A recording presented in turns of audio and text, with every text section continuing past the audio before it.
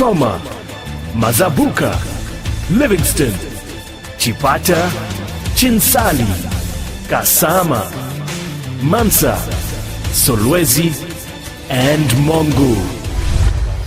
Feel free to interact with us and let us know where you are watching from. Only on your Top Star Decoders Channel 91, Sun FM TV. Radio Gone Rogue. Radio Gone TV.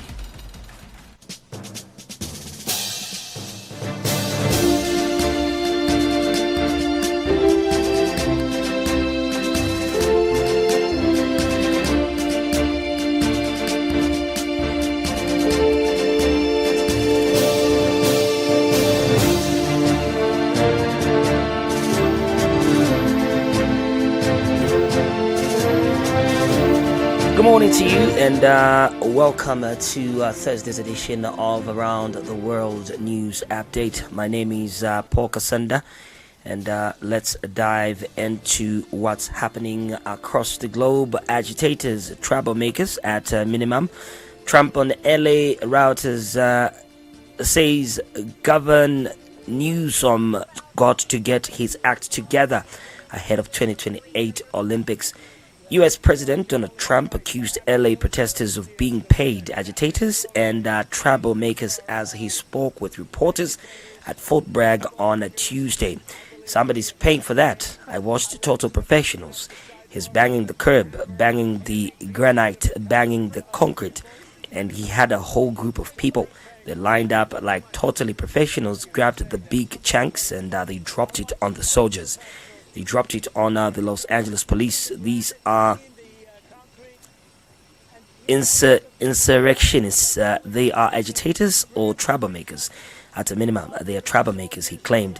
He also accused California Governor Gavin Newsom of failing to get a grip of the situation. We have to do a job. We have a lot of people all over the world watching Los Angeles. We've got the Olympics and we have this guy allowing this to happen, Trump added.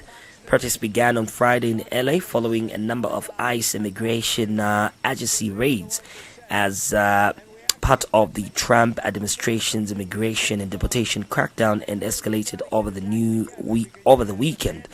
Trump clashed with Newsom over his deployment of the National Guard in LA, which the local leader called unlawful and a serious breach of state sovereignty.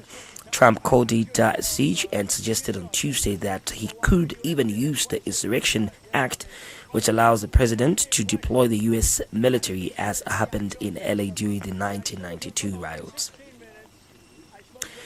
Why is my child being crucified? A Kenyan activist demand justice after autopsy contradicts the police account of blogger's custodial death. Dozens of Kenyan activists marched to police headquarters in Nairobi on Tuesday, demanding justice for blogger Albert Ojwang after a pathologist's report contradicted official accounts of his death in custody. Footage shows the protesters marching with signs and Kenyan flags, chanting slogans outside the Kenyan Police Vigilance House where they gathered. Law enforcement were seen guarding outside the building and monitoring the demonstrators.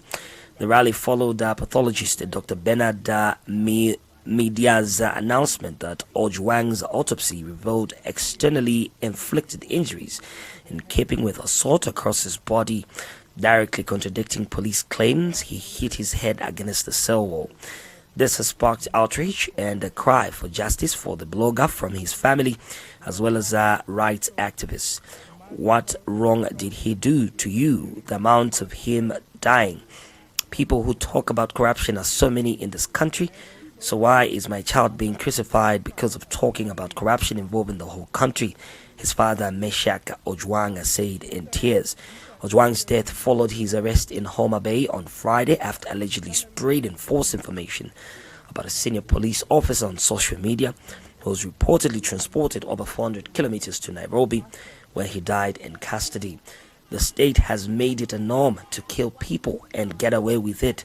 So I'm here to make sure that Albert is the last person who is killed by the state, and we will make sure that they don't get away with it, noted Sophie Mugore Njeha, an activist. Ojwang's death has reignited the roar of a 2024 finance bill protest, where multiple activists were reported killed or abducted by Kenyan police. The police and government denied any kidnapping or illegal detentions. Kenyan President William Ruto scrapped the 2024 legislation following clashes and protests, but also described the protesters' actions as treasonous. He did offer condolences to the families of those killed and said the deaths were unfortunate.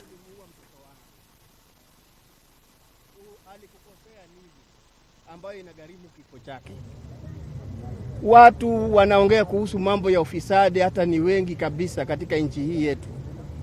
Kwa nini mtoto wangu peke yake asulubiwe kwa ajili ya neno la ufisadi ambayo inahusu?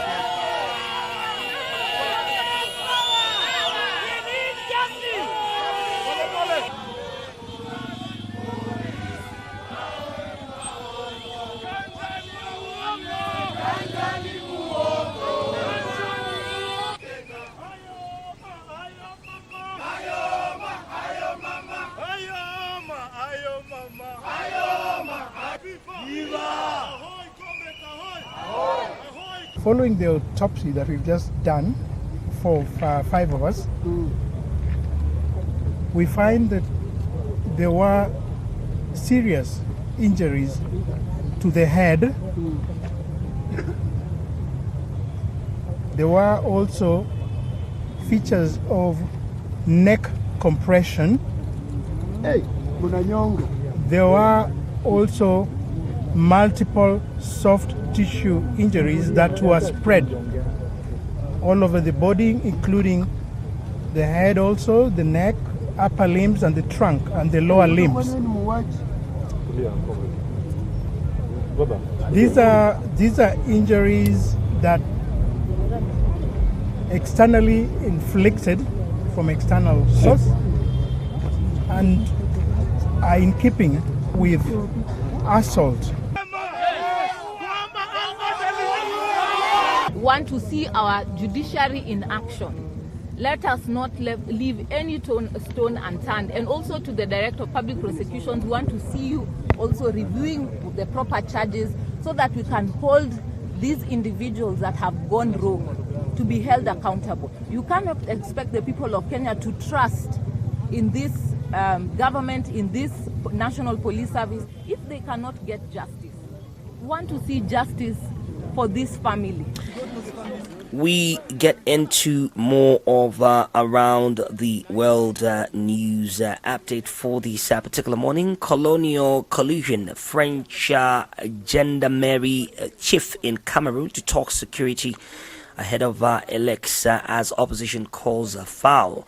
French gendarmerie chief Hubert Bonneau began a 2-day visit to Cameroon on Tuesday, holding talks with top security and counter-espionage officials in Yaoundé in the lead-up to the country's presidential election scheduled for October.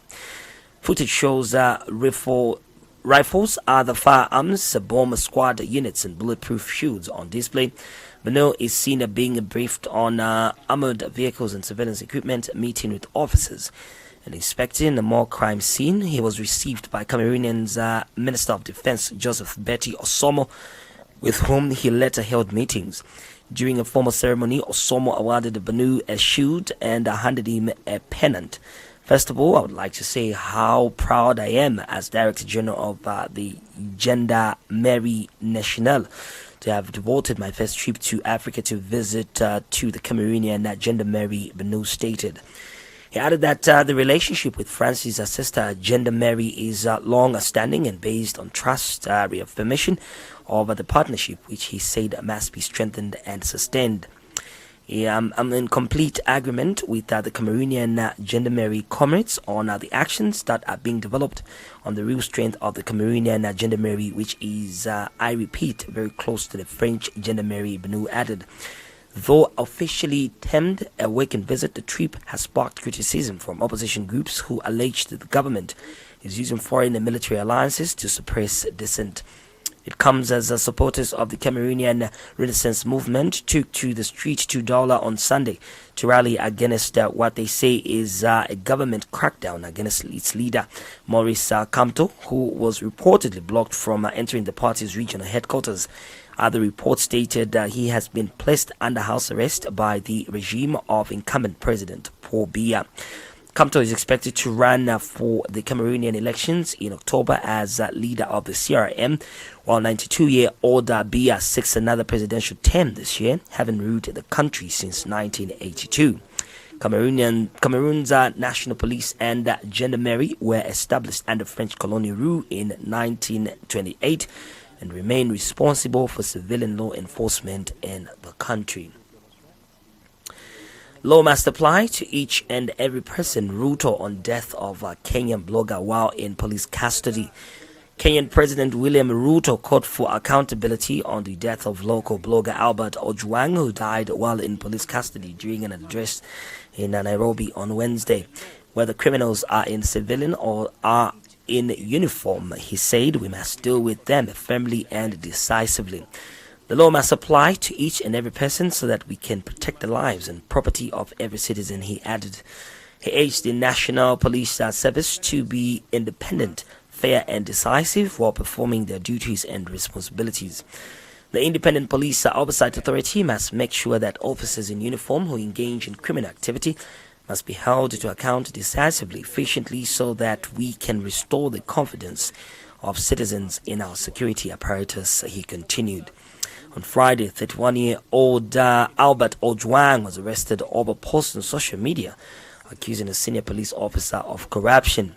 He was then transferred over 350 kilometers to the capital and booked into the Central Police Station on Saturday. Police said he was later found unconscious in his cell, asserting the blogger died due to self-inflicted injuries. However, medical examiners reported that Ojwang suffered from external assault with signs of a struggle, contrary to police officials' claims. And the law must apply to each and every person so that we can protect their lives, and whether criminals are in civilian or they are in uniform, we must deal with them firmly and decisively, and the law must apply to each and every person so that we can protect the lives and property of every citizen. We must make sure, and the National Police Service, an independent institution, must discharge its responsibility independently, fairly, decisively, and also with results. Na vile vile, the Independent Police Oversight Authority must make sure that officers in uniform who engage in criminal activity instead of protecting citizens must be brought to book, held to account decisively, efficiently, so that we can restore the confidence of citizens in our security apparatus. Whether criminals are in civilian or they are in uniform. All right, some more in around the world news update. The 21st century belongs to Asia and Africa. Chinese FM during FOCAC follow-up meeting. Chinese Foreign Minister Wang Yi told officials and reporters that the 21st century belongs to China and Africa during his speech as a part of the opening ceremony for the ministerial meeting of coordinators on the implementation of the follow-up actions of the FOCAC on Wednesday.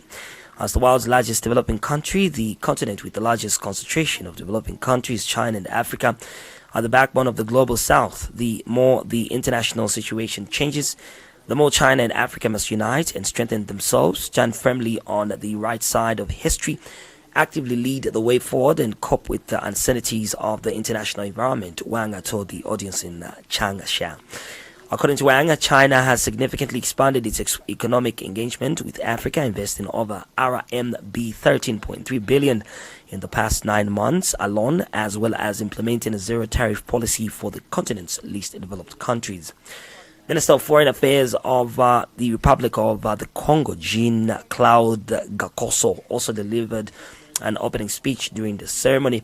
We want to express in the name of Africa our full solidarity against the unacceptable pressure, against the unreasonable injustice and counterproductive taxes against all kinds of obstacles that some countries are trying to impose on the People's Republic of China. Gakoso said today the totalitarian drift, I see no other words, seems to be out of control since we are threatened with punishment, notably by unilateral travel bans from developing countries as come as fragile as ours, the country in migration to the United States, for example. In case of Congo-Brazzaville, it's almost zero, he added. China has invested heavily in infrastructure in the Republic of Congo in recent years, particularly in the oil production sector. Not protecting citizens, which should be their job. Mexican military presses on with the Bacala Laguna project despite court injunction.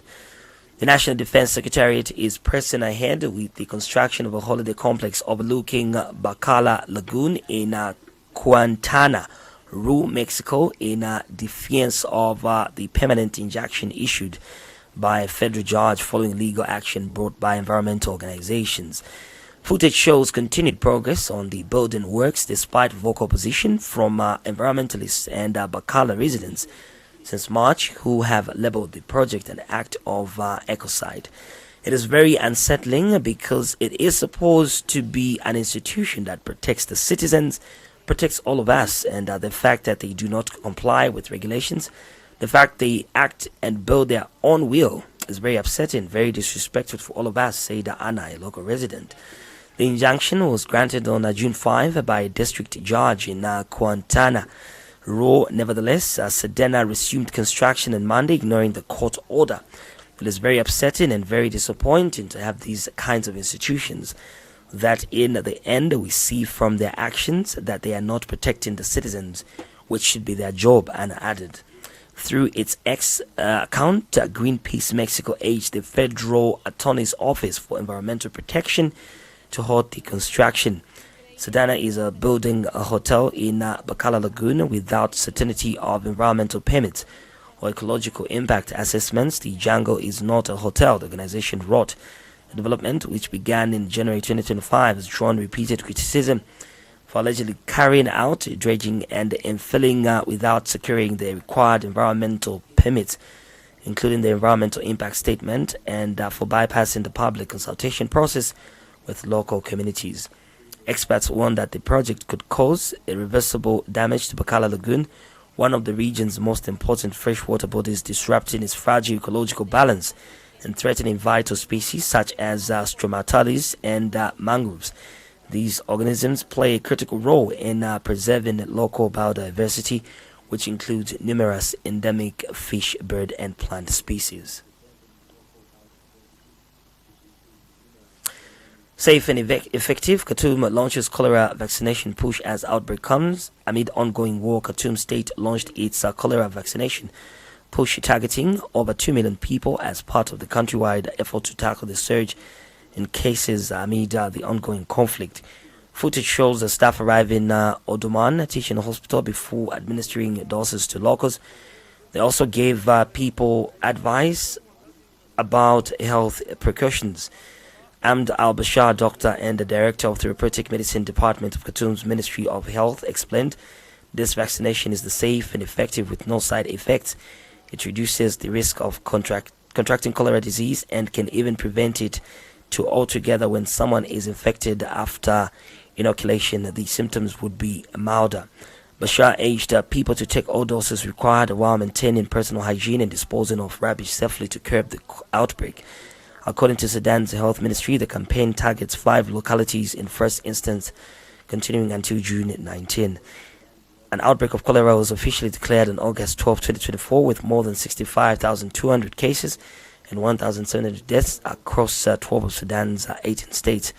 The outbreak coincides with the fresh U.S. sanctions imposed on Sudan last month due to allegations of chemical weapons being used during the 2024 conflict, which the army has denied. The conflict between army and the rapid support forces is ongoing. End of Around the World News Update.